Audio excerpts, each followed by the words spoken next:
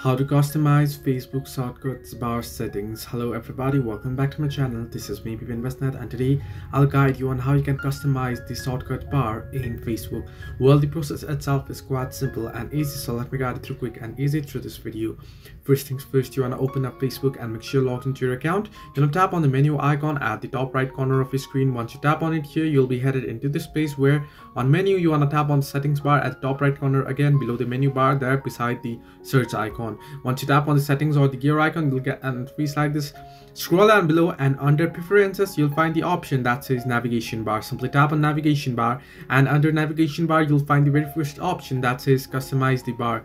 As you can see here, you'll be able to customize the Facebook bar or the Facebook shortcuts bar.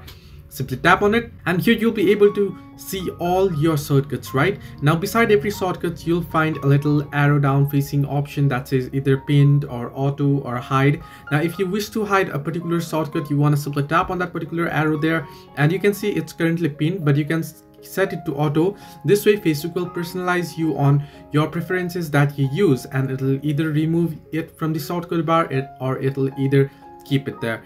If you pin it, your marketplace will be there in the shortcut bar. If you hide it, it will be removed from the shortcut bar. So these are the ways. You can see you'll find groups as well: profile, video, gaming, feeds, shortcuts. So if I just tap on gaming and if I pin this, and if I go back ahead, and now if I reload this, or if I just open it up real quick here again, I'll be able to find the gaming bar here, as you can see. So this way you can customize shortcut bar settings.